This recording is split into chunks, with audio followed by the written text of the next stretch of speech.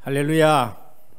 네, 우리 옆에 분과 신앙 고백하겠습니다. 예수님은 그리스도 모든 문제 해결자입니다.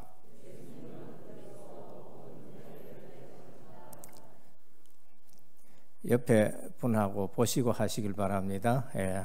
다시 한번 합니다. 오직 복음으로 인생 포럼하는 제자입니다. 원로 사모님, 원로 목사님 보시고 하십시오. 혼자 계신데. 오늘은 어버이 주일입니다. 우리 다 같이 이렇게 가슴으로 한번 따라 하시길 바랍니다. 어머니 사랑합니다. 아버지 사랑합니다. 원래 설교자는 이 감정에 좀 잘 안 치우쳐야 돼요. 그래서 저도 감정에 잘 안 치우는데 오늘은 그 어머니 사랑합니다 하니까 이게 감정에 좀 치우칩니다. 하나님의 말씀에는 선포되는 말씀이 있습니다. 그것을 캐리그마라고 그렇게 말씀합니다. 이것은 그냥 일방적으로 하나님이 선포하십니다. 빛이 있으라, 이거는 캐리그마입니다. 그러면은 빛이 생기는 겁니다. 땅이 생겨라 선포하면은 그대로 땅이 생겨지는 겁니다. 우리 주님이 오셔서 소자야 네 죄 사함을 받았느니라 이렇게 말씀하시면은 그거는 선포하는 말씀이고 그 죄인의 죄가 사해져 버린 겁니다. 왕의 선포인 것입니다. 창조주의 선포예요. 여기에는 1절 이유도 없고 그 말씀의 권능 그대로 되어지는 것입니다. 그리고 주님의 말씀 중에는 비유의 말씀이 있습니다. 파라볼레라고 말합니다. 알아듣기 쉽도록 비유를 듭니다. 그래서 비유로서 한 가지 부분을 빨리 알아들을 수 있도록 하시는 말씀이에요. 마태복음에 보면은 천국은 이러하다 하면서 씨 뿌리는 비유를 말씀하셨고 천국은 진주와 같다 비유로 말씀하셨습니다. 그래서 알아들도록 하는 말씀이 비유입니다. 그런데 또 모르도록 하는 말씀이에요. 다른 사람은 몰라야 되는 사람들에게는 숨기기 위해서 비유로 말씀하십니다. 그래서 나중에 제자들이 모였을 때에 비유를 다시 설명해 줘요. 너희가 그거를 알아듣도록 얘기했는데 못 알아들었느냐? 다시 설명해 주는 거죠. 그리고 교훈의 말씀이 있습니다. 디다스케라고 말합니다. 이거는 가르치는 말씀이에요. 그래서 제자들이 주님 우리에게도 세례 요한이 제자들에게 기도 가르치는 것처럼 가르쳐 주세요 하니까 너희는 이렇게 기도하라면서 기도를 가르쳐 주는 게 있습니다. 그래서 설교 들을 때에도 때로는 선포되는 말씀이 있어요. 그거를 왜 내한테 내들으라고 이 말씀하느냐 이러시면 안 됩니다. 그냥 하나님의 말씀이 선포되는 거예요. 그리고 또 불신자가 조금 모를 수 있도록 또 나오는 말씀이 있고 또 제자만 알아들을 수 있는 말씀도 있고 그리고 또 전체가 알아들을 수 있도록 가르치는 말씀도 있습니다. 오늘은 그리스도께서 가르치시는 효행입니다. 그리스도의 효행은 가르침의 의미가 많아요. 그렇다 보니까 설교하는 저 자신도 증인으로 서면 좋겠는데 가르치는 부분에서 말씀을 전하다 보니까 저도 찔리는 부분이 많이 있습니다. 그래서 혹여 당신 목사님은 그럼 그렇게 하느냐 이렇게 질문하면은 제가 참 곤란해집니다. 그래서 목사 직분이랑 가지고 가운을 입고 저도 못하지만은 하나님이 주님이 하신 말씀이니까 그래서 대언자라고 그렇게 말합니다. 효행, 부모 공경은 기독교뿐만 아니라 모든 것 종교에서 다 가르치고 있습니다. 어쩌면은 효행은 윤리와 도덕에 있어서 가장 근본되는 말씀이에요. 근본 가르침입니다. 그래서 우리나라에도 충신을 찾으려 그러면은 효자집에서 찾으라.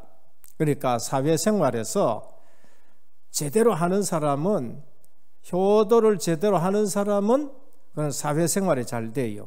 그런데 효를 잘 모르면은 사회생활이 안 됩니다. 가장 근본되는 교육이 뭔가? 효라는 것을 말씀합니다. 오늘 또 불신자들이 오해하는 일 중에 하나가 기독교인들은 효도를 잘 못한다라고 얘기합니다. 오해인 것입니다. 무슨 오해냐? 제사를 안 지니기 때문에 그렇게 얘기하기가 쉽습니다. 그러나 실제로 들여다보면은 기독교만큼 효를 강조하는 데가 없습니다. 얼마나 강조하느냐?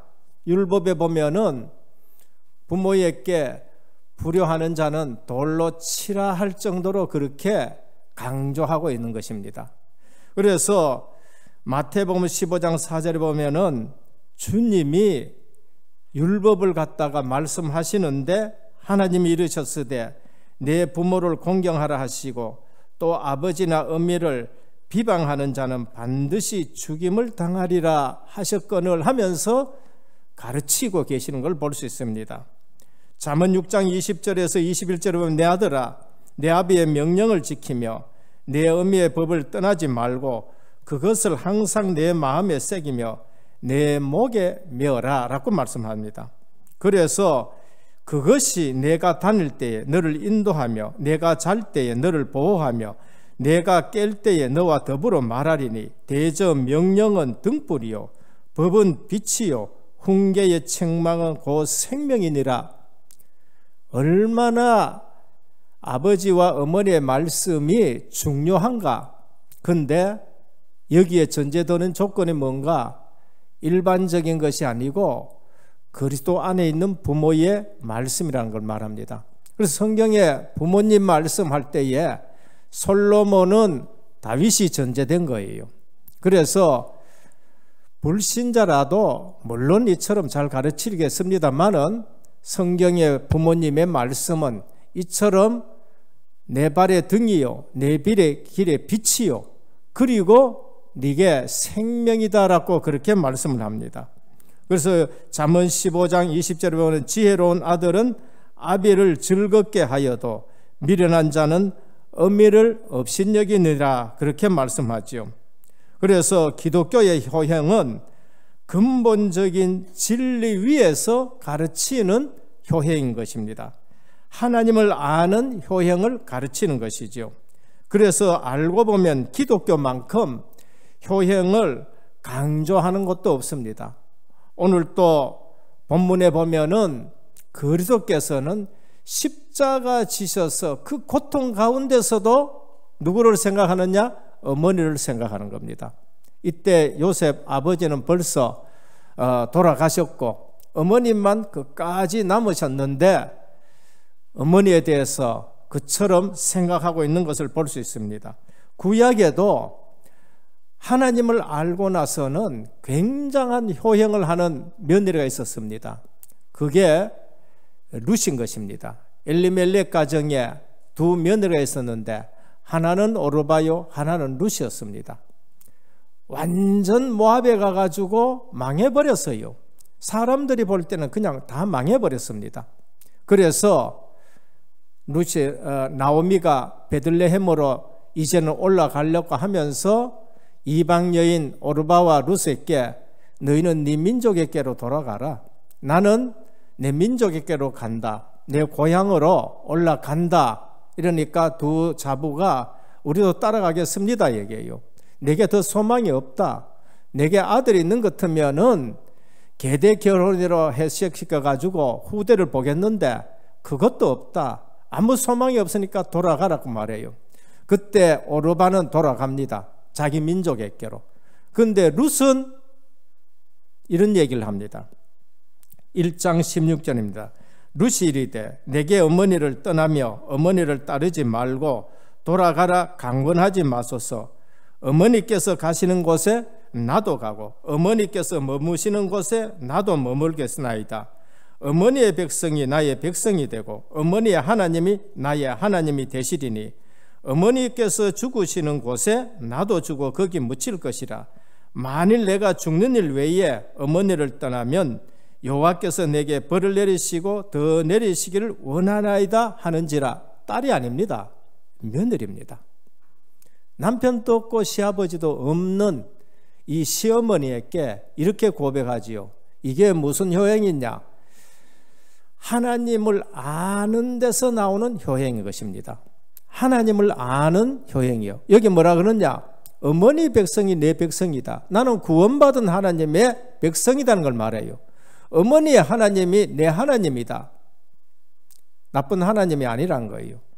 뭔가 이 집이 기울어졌지만은 하나님은 뭔가 우리 가정에 큰 계획이 있고, 하나님은 뭔가 우리 가정에 큰 깨달음을 주시고, 하나님은 뭔가 우리 가정에 회복시키기 위해서 하는 것을 그가 발견한 거예요. 그래서 뭐라 그러냐? 어머니 하나님 내 하나님이란 거예요. 대부분 이쯤 되면은 하나님 없다 하겠지요. 그런데 나오미의 그 신앙을 하나 본 거예요. 그리고 살아계신 하나님을 본 거라니까요. 그래서 룻이 뭐라고 하냐? 어머니 하나님이 내 하나님이라. 은혜 못 받는 사람은요, 이래도 은혜 못 받고 저래도 은혜 못 받아요. 오늘 본문에도 최고로 억울한 사람이 누구냐? 바리새인도 되겠지만은 저는 최고로 억울한 사람이 누군가? 여기 십자가 밑에 군인들이라고 생각합니다. 왜? 보혈이 뚝뚝 흘러요. 은혜가 넘치는 자리입니다. 구약의 모든 예언이 성취되는 자리예요. 그런데 거기서 뭐 합니까? 통으로 짠 예수님의 옷, 그 옷 하나, 그거 누구 가져가느냐? 그거 제비 뽑고 앉아 있는 거예요. 인류 역사에서 가지고 가장 은혜 받아야 될 자리, 가장 보혈의 피가 떨어지는 그 장소에서도 육신적인 것 때문에 그리스도를 바라보지 못하는 거예요. 똑같은 현상이 어디에 있었느냐? 민수기에 나옵니다. 불평하고 원망하다가 불뱀에게 물렸어요. 하나님이 아브라함에게 놋뱀을 만들어라. 놋뱀이 뭡니까? 짱대에 달아 높이 들어라. 그게 뭐예요? 우리 대신 죄 저주를 짊어지신 그리스도를 의미하는 거예요. 그런데 놋뱀을 짱대에 달아 세우면은 짱대 바람 밑에서 바라보는 사람도 있을 거예요. 그러나 먼 데 있는 사람은 어떡합니까? 먼 데서도 바라봐야 돼요. 그런데 먼 데서 바라보는 사람은 먼 데서 바라봐도 믿음으로 바라봤기 때문에 치유되어지고 살게 되는 겁니다. 그런데 바로 밑에 있어서도 안 바라보면 어떻게 되느냐? 죽게 되는 거예요. 그래서 바라보지 않는 자는 죽었다 얘기하는 거예요. 놋뱀 바로 밑에서, 짱대 바로 밑에서도 못 바라보는 사람, 십자가의 보혈이 흐르는 그 밑에서도 군인들은 이게 옷으로, 통으로 짠 옷 그것 가지고 누구 가져가느냐? 제비 뽑고 앉아 있는 거 있죠. 마찬가지입니다. 2000년이 지났지만은 그리스도의 십자가 사건 2000년이 지난 오늘이지만은 그걸 바라보는 우리는 구원을 받게 되는 것입니다.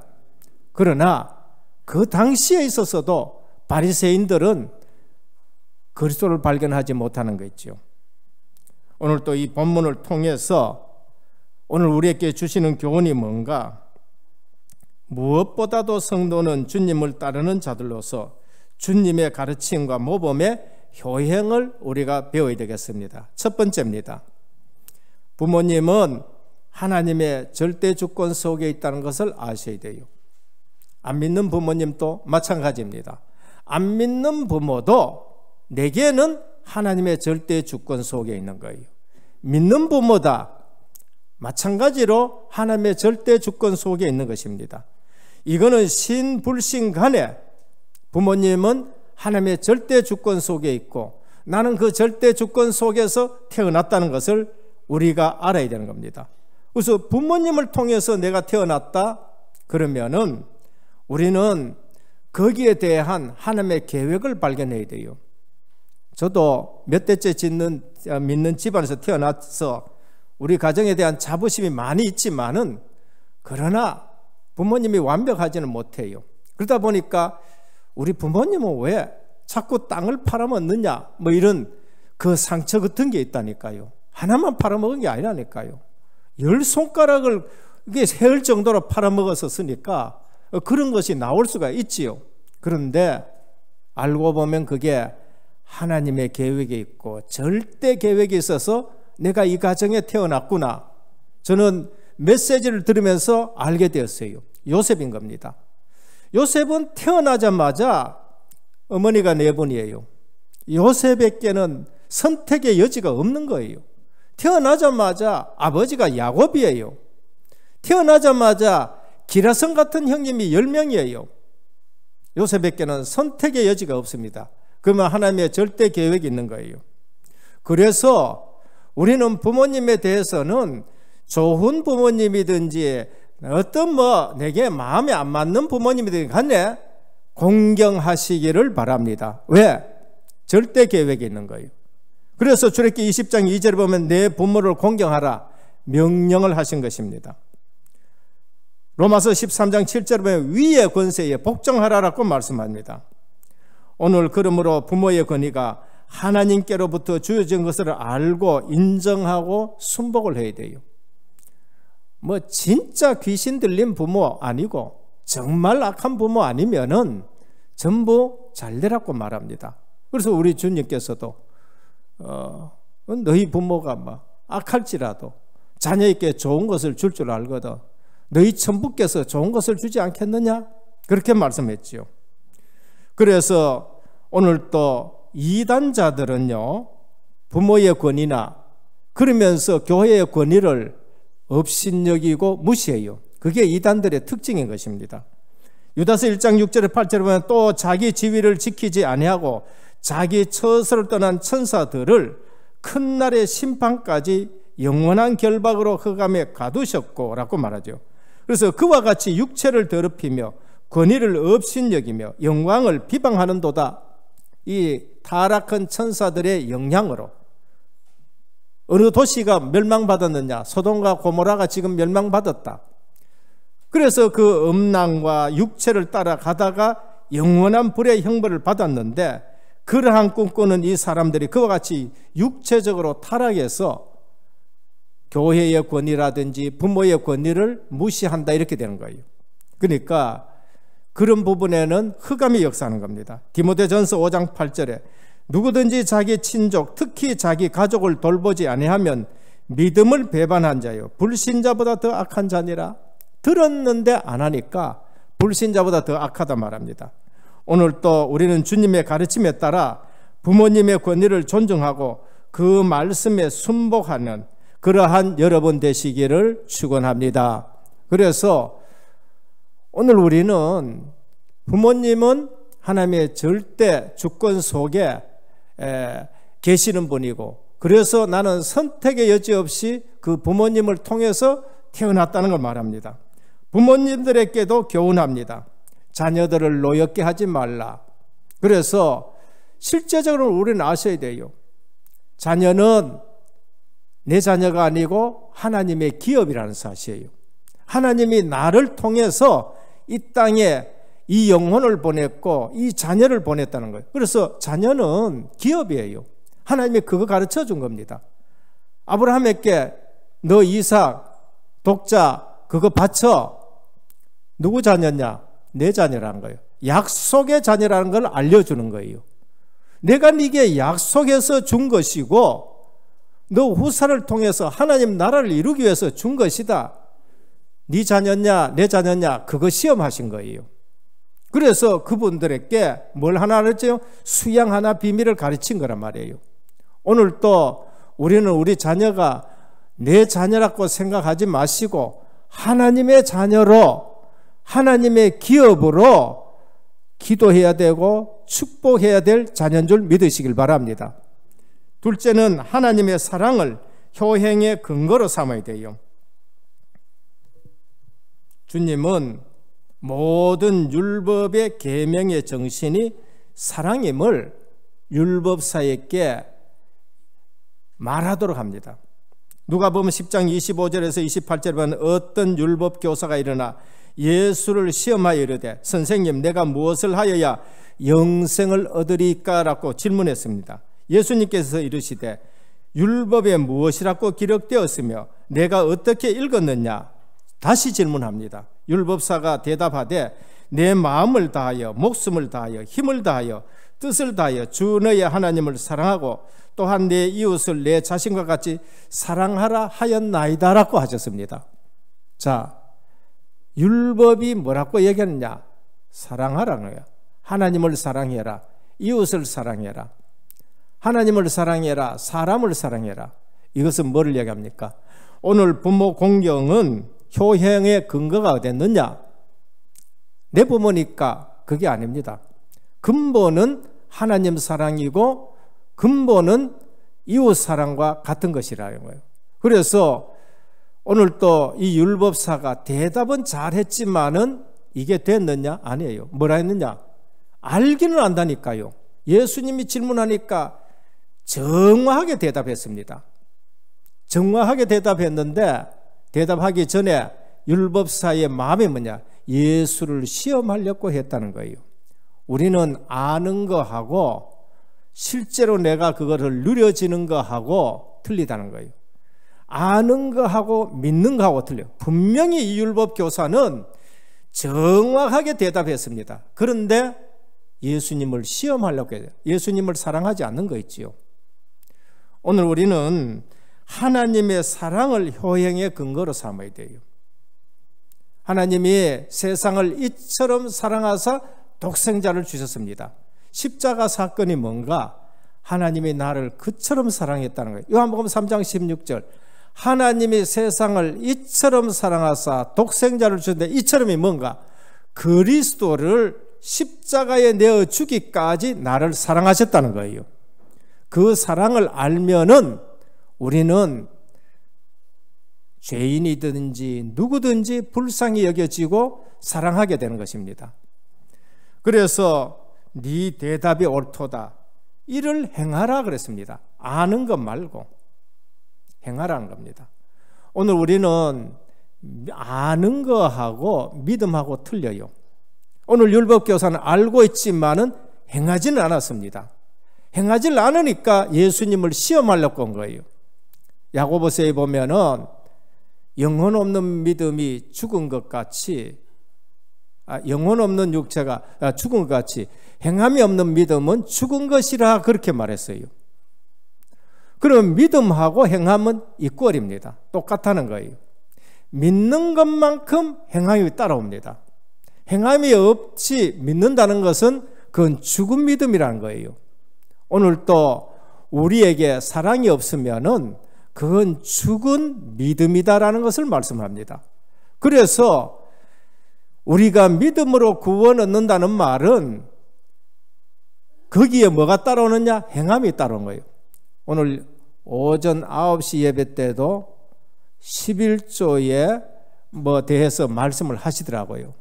1년 11조 한다, 2년 11조 한다, 3년 평생 11조 한다. 믿음 없이 뭐 합니다, 그거. 믿음이 있기 때문에 그 11조를 하는 거예요. 돈은 불신자에게 신입니다. 그런데 성도가 그 11조를 한다, 믿음 없이 할 수 있느냐? 절대 못 합니다. 왜냐하면 내게 믿음 없는 사람은 돈은 항상 신이라니까. 그래서 오늘 또 우리는 내가 믿음이 있으면 믿음이 있는 만큼 하는 거예요. 믿음이 있는 만큼. 이번에 저희 아이들이 와가지고 뭘 이렇게 하는데 조금 돈이 많이 들었더라고요. 그래서 내가 이 돈 많이 들게 이렇게 하느냐 하니까 아이가 대답하길래 이렇게 대답해요. 복음 위해서 돈을 안 쓰면은 그 돈은 전부 타락하는데 세상 어두움, 흑암의 경제가 돼요, 아버지. 내가 충격을 받았습니다. 전에는 참 걱정하던 애인데 가만히 듣고 보니까 이 목사하고 딸하고 바뀐 거 아닌가?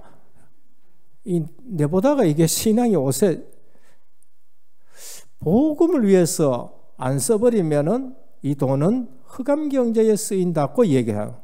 너무나도 참 감사한 생각이 드는 겁니다. 사랑을 근거하지 않는 어떤 헌신과 충성도 헛된 것임을 우리에게 말해요. 그래서 우리 부모님에게 효도할 적에 하나님이 나에게 베풀어 주신 그 사랑을 근거해서 효도를 하셔야 돼요. 안 그러면은 그 불신자 효도는요, 집안 싸움이 나요. 옛날에 보면은 가마 싸움 그런 게 있거든요. 자존심 때문에 이쪽 대강 가마하고 저쪽 대강 가마하고 우리 가문, 우리 집안, 그 다음에 서로 가마하다가 싸운다니까요. 오늘 우리의 효행은 하나님 사랑하는 그 효행, 하나님의 우리를 사랑하신 그것과 하는 겁니다. 고린도전서 13장 1절에서 3절입니다. 내가 사람의 방언과 천사의 말을 할지라도 사랑이 없으면 소리나는 구리와 울리는 꽹과리가 되고, 내가 굉장히 천사 같은 말을 하는데 그리스도의 사랑이 없다. 그거는 꽹과리야, 꽹과리. 울리는 구리라는 겁니다. 내가 예언하는 능력이 있어 모든 비밀과 모든 지식을 알고 산을 옮길 만한 믿음이 있을지라도 사랑이 없으면 내가 아무것도 아니요. 내가 믿음이 있어가지고 산을 옮길 만한 일들을 했는데 사랑이 없으면 아무것도 아니에요. 얼마 전에 예전에 들었던 얘기입니다만은 유튜브에 현신의 권사님 얘기가 쫙 나오더라고요. 예전에 나 그거 얘기할 때 혹시 내가 안 봤으니까 뭐 좀 얘기하기 그렇다 했는데, 이분은 환자에게 안수하면 나아버려요. 안수하면 낫습니다. 그래서 제가 신학교 다닐 때 한번 가봤거든요. 동남교회인가 갔는데 뭐 안수할 시간이 없어서 지나가면서 그냥 머리 툭툭툭 치고 지나가는 거예요. 왜? 하도 환자가 많으니까. 근데 낫는 거 있죠. 근데 이분이 사역을 하다가 한 번은 돌아가셨었어요. 죽어가지고 이젠 장사 지내야 된다고 이렇게 하고 있는 판인데 이제 염한다고 딱 이렇게 내놨는데 미국에서 아들도 살아난 거 있죠. 살아나가지고는 그분이요, 너무 큰 충격을 받은 거예요. 천국에 갔는데 주님 같은 분이, 아마 주님이 이제 딱 나타났어요. 주님, 저 현신의 권사 왔습니다 하니까 주님이 하는 말씀이, 현신애가 누구야? 난 너를 모른다는 거예요. 너무나 큰 충격을 받아. 내가 주님의 이름으로 환자들 이렇게 고치고 저렇게 고치고 얼마나 많은 일을 했는데 주님 저를 모르십니까? 나 현신애가 누군지 모른다는 거예요. 너무 놀란 거예요. 그래서 이분이 다시 한번 물었답니다. 주님, 그러면은 여의도에 계시는 그 큰 치유 신유 역사 일어나는 그 교회에 조용기 목사님은 아십니까? 조용기 목사, 나 그 사람 몰라. 너무 큰 충격이죠. 그래서 주님, 그러면은 이북에서 내려온 한경재 목사님 아십니까? 그래, 그거는 내가 좀 알 것 같기도 하다. 그 다음에 주님, 그러면은 김창인 목사님 충녕교회는 아십니까? 그래, 거기는 내가 안다는 거예요.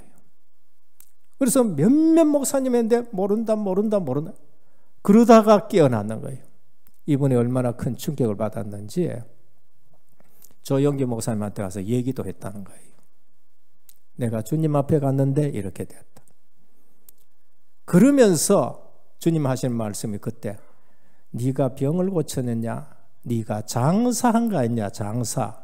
병 고쳐주고 네가 돈 받고 장사한 거 아니냐? 그 얘기를 조영기 목사님한테 말씀드리고, 그러면서 자기 있는 돈 전체를 어떻게 했느냐? 김창인 목사님 압니까? 그래, 북한 선교하는 그 김창인 목사. 그래서 김창인 목사님한테 그 수십억을 갖다가 북한 선교하라고 드렸다는 얘기가 있습니다. 오늘 병이 낫고 사역이 되어지고 지금 이게 문제가 아니에요. 사랑이 없으면은 아무것도 아니다는 거예요. 그리고 내가 내게 있는 모든 것으로 구제하고 또 내 몸을 불사르게 내어줄지라도 사랑이 없으면 내게 아무 유익이 없느니라. 여러분, 이 사랑이 뭔지 압니까? 하나님이 그리스도를 보내신 그 사랑을 말이에요. 나를 구원하기 위해서 보내신 그 사랑이에요. 전도하고 우리가 교회 일을 하고 하는데 내가 구원받은 그 하나님의 사랑을 없이 하는 것은 전부 다 업되기가 되어진다는 것을 우리에게 말씀합니다. 바리새인들은 하나님을 섬긴다는 핑계로 부모 공격을 소홀히 했어요. 고르반, 아버지 어머니 이거요 하나님 앞에 바친 거 돼요. 그 부모 주기 싫어가지고 부모 대접하기 싫어가지고 이거 하나님 앞에 바친 거 고르반 일어나 놓고 부모도 섬기지 아니하고 하나님 앞에도 제대로 안 하고 이런 바리새인들이 된 것을 주님은 책망했습니다. 성도는 하나님의 사랑을 많이 받은 자예요. 우리가 구원받았다는 말은 이거는요 하나님이 얼마나 우리를 사랑하셨느냐. 그래서 저는 그렇습니다. 하나님이 누구 제일 사랑했느냐? 나를 제일 사랑했다는 거예요. 좀 외람된 얘기를 말씀드려요. 저보고 좀 젊었다 그러고 그 다음에 나이가 10살 아래로 보인다 그러고 어떨 적에 물으래요. 어떻게 그러냐? 저는 대답하고 싶습니다. 하나님의 사랑을 내가 많이 받아서 그렇다고. 나는 많은 사람으로부터 사랑을 많이 받아서 그렇다고. 여러분, 사랑받는 사람들 또 사랑하는 사람들은요 이게 표시나요. 내가 젊은 우리 청년들은 누구 보면은 이뻐지잖아요. 그럼 네 저 애인 생겼지라고 내가 단번에 질문해요. 그러면은 깜짝 놀라가지고 목사님 어떻게 하시는데요? 그래요. 네 얼굴에 표시난다. 봤다고 할 만큼 표시난 거죠. 여러분, 하나님이 여러분을 굉장히 사랑한 줄 믿으시길 바랍니다. 그리고 여러분들이 그 사랑을 가지고 사랑하면 어떻게 되는지 압니까? 얼굴이 달라지고 내 건강이 달라지는 거예요. 사랑 많이 받으시고 많이 사랑하시기를 주님의 축원합니다. 더 크게 하셔야 돼요. 더 크게. 안 그래도 코로나 때문에 입마가 나왔는데 사랑 많이 받으시고 많이 사랑하시기를 바랍니다. 그러면은 세대 차이도 극복할 수 있어요. 자녀들하고 얘기해 보면은요, 이게 세대 차이 나가지고 어떨 때 막 화가 치밀락거들 하니까. 그런데 자녀니까 극복이 돼요. 그리고 사랑하면 성격 차이도 극복할 수 있어요. 부부지간에 성격 차이가 얼마나 큽니까? 그런데 그게 다 극복이 돼요. 사랑하면 부모 자녀 간에 부족한 것 전혀 문제가 되지 않습니다. 마지막 세 번째입니다. 그리스도인의 효행은 주 안에서 부모 순종입니다. 우리의 효행은 어디에서 이루어져야 되느냐? 그리스도 안에서요. 그래서 오늘 십자가에서 주님은 중요한 교훈을 우리에게 말씀합니다. 첫 번째입니다. 주님께서는 모친 부양보다 인류 구속의 사명이 더 중요한 것을 알았습니다. 오늘 그리스도께서는 모친 부양하려고 그러면 십자가 안 져야 돼요. 아버지가 없는 모친을 내가 부양해야 된다. 십자가 안 져야 됩니다. 그런데 모친 두고 십자가를 지셨다는 것은 그리스도께서는 구속 사역이 너무너무 중요하다는 거예요. 그걸 우리에게 말씀합니다. 그래서 인류 구속 사역보다 더 중요한 일이 없어서 주님이 이 땅에 오신 것은 육신의 모친을 위해서 온 것이 아니라 전 인류를 구속하기 위해서 오신 거예요. 그래서 모친의 부양을 누구에게 부탁하느냐? 그 십자가 진 상태에서도 요한에게 부탁합니다. 십자가 밑에 제자 한 사람 따라갔습니다. 그게 요한입니다. 여자여 아들입니다 할 때에 그 아들을 누구를 가리키느냐? 요한을 보고 아들이라고. 사랑하는 제자여 요한을 말합니다. 내 어머니라. 그거는 주님의 어머니 마리아를 얘기를 하는 것입니다. 두 번째는 주님의 이 같은 모범을 사도 바울은 에베소 6장 1절에 3절의 교훈의 근거로 삼아요. 그래서 사도 바울이 자녀들아 너희 부모를 주 안에서 순종해라라고 말씀합니다. 오늘 우리도 마찬가지입니다. 순교하신 귀한 선배 목사님들이 노모가 없었습니까? 계셨습니다. 처자식이 없었습니까? 어린 처자식이 있어요. 그런데 순교했습니다. 이유는 뭔가? 이 복음 사역이 너무나도 중요하기 때문에, 그래서 주님이 가족을 맡아주실 줄로 믿고, 그래서 주님이 오늘 그 어머니를 누구에게 부탁하느냐? 사도 요한에게. 그래서 사도 요한은 나중에 에베소에서 평생 어머니 마리아를 섬겼다 그래요. 오늘 보면은 주님은 여자여라고 말씀합니다. 그런데 주님은 공적인 일에서는 항상 그리스도시고 왕이시기 때문에 어머니라고 하지 않고 공적 사역에 들어가자마자 여자여라고 말해요. 우리로 말하면 여자여 끄면 무슨 이런 말이 있느냐 하지만은 여기에는 여사님이라는 이런 표현으로 하면 돼요. 귀부인님 이렇게 말하면 되겠죠. 왕으로서 어머니를 부를 적에는 여사님 뭐 이렇게 부른다 그래요. 여기에 원문은 왕이 자기 어머니 부를 적에 어머니라는 거 아니고 부르는 호칭이 우리로는 그냥 여자여 이렇게 표현된 거예요. 요한복음 2장에 공생애 시작하면서 들어갈 때에 어머니를 그렇게 불렀어요. 오늘 공생애 마지막 다 마치면서도 여자여 이렇게 부른 거예요. 그래서 공적인 사역에서 그리스도께서는 어머니를 그렇게 맡기신 걸 볼 수 있습니다. 그 다음에 또 하나가 주는 교회는 주님의 동생들이 있습니다.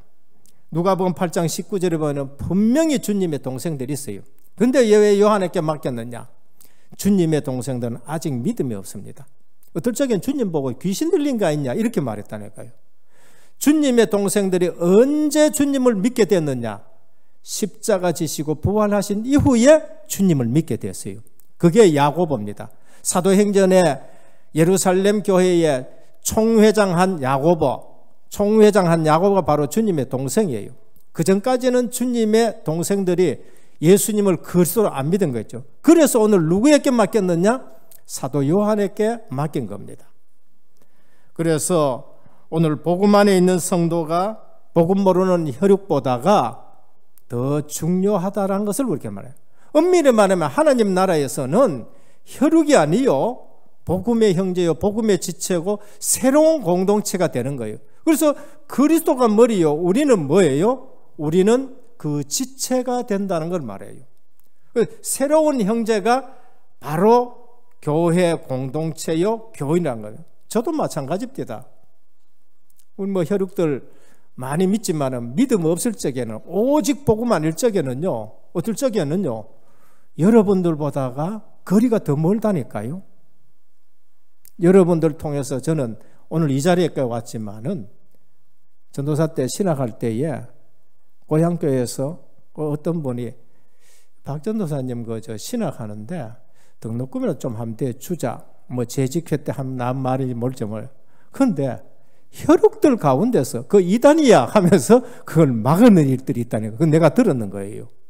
우리가 복음 모르면은요 혈육이 막을 때가 너무 많이 있다는 거예요. 그래서 오늘 또 이 본문을 통해서 우리에게 주는 메시지는 주님의 효도가 어떤 효도냐 하는 것을 우리에게 가르쳐 주는 거 있는 것입니다. 그래서 오늘 또 주 안에서 네 부모를 순종하라라는 말씀이 주님이 십자가에서 친히 우리에게 가르쳐 줬고 이 복음 사역이 얼마나 중요하고 내가 복음 가지고 부모님을 공경하는 것이 얼마나 중요하냐라는 것을 우리에게 말씀합니다. 그래서 성도에게는 하나님이 주신 영적 사명보다 더 우선하는 게 없습니다. 누가복음 14장 26절을 말씀합니다. 무릇 내게 오는 자가 자기 부모와 처자와 형제와 자매와 더욱이 자기 목숨까지도 미워하지 않으면 능히 내 제자가 되지 못하고, 제자는 누구냐? 제자는 오직 복음 전도 선교에 매진하는 사람이 제자란 거예요. 육신적인 부모에게, 육신적인 형제 자매에게 매여가지고 신앙생활 잘못한다, 제자가 될 수는 없다는 거예요. 제자가 될 수는 없다는 거예요. 쟁기를 잡고 뒤로 돌아보는 자는 내게 합당치 않다. 그래서 우리 다락방이 잘났다는 말이 아니고, 우리 다락방에 훌륭한 사람이 있다는 것이 아니고, 그래서 오직 얘기를 자꾸 하는 거예요. 이거를 놓치면 교회는 무너지게 되는 거예요. 부모가 필요 없다, 전혀 그 말이 아닙니다. 우리 주님은 그 고통 속에서도, 그 극한 고통 속에서도 어머니를 요한에게 맡길 수 있는 효가 있었습니다. 사도 바울은 그래서 주 안에서 효도하지 말라는 거 아닙니다. 그래서 하나님을 아는 자, 하나님의 사랑을 아는 자가 제대로 부모를 공격할 수 있다는 걸 말합니다. 그래서 결론입니다. 성도는 부모를 최고로 공경해야 됩니다. 정말로 부모를 공경해야 됩니다.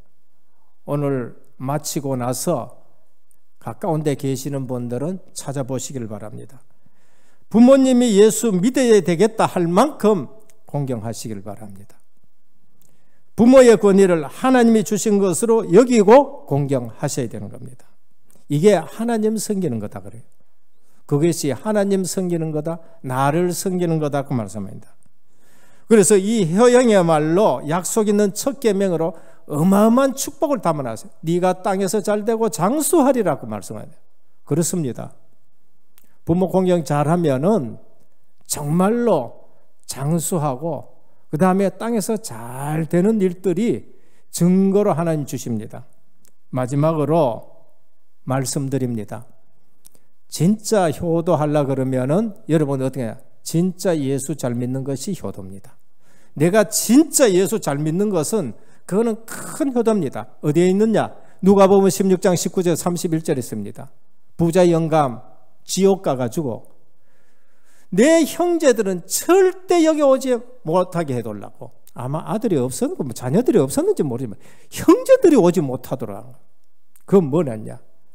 오늘 이 땅에서 예수 잘 믿는 것이 진짜 효도하는 길이라는 걸 말해요. 그러고 두 번째 효도는 뭐야? 우리 부모님 예수 믿게 만드는 거, 그거 진짜 효도하는 것입니다. 오늘 그리스도께서 보여주신 효행, 이 본문을 가지고 왜 복음을 오직이라 해야 되느냐? 주님이 우리에게 가르쳐 줬어요. 내가 어떤 형편에 있더라도 부모님은 섬겨야 되고 보장해 드려야 된다는 것을 우리에게 말씀하고 있는 거예요. 진짜 효도는 뭔가? 내가 예수 제대로 잘 믿는 거, 그게 진짜 효도는 것을 알고 오늘 또 어버이 주일에 정말로 한마디라도 내게 가슴에 닿는 말씀이 있기를 주님의 이름으로 축원합니다. 하나님께 감사를 드립니다. 어버이 주일입니다. 주님의 절대 주권으로 부모님을 통해서 태어나게 하셨습니다. 신불신간에 부모님은 하나님의 절대 계획이 있는 분입니다. 오늘 또 우리 육신적인 효도 이전에 하나님이 우리를 이처럼 사랑하셨다는 그 사랑을 가지고 육신의 부모에게 잘하고 내가 예수 잘 믿는 것이 진정한 효도라는 것을 알고 오늘 또 언약 붙들고 내 자신이 살고 우리 가정 살리는 귀한 복음 공동체가 되게 하옵소서. 예수 그리스도 이름으로 간절히 기도드립니다. 아멘.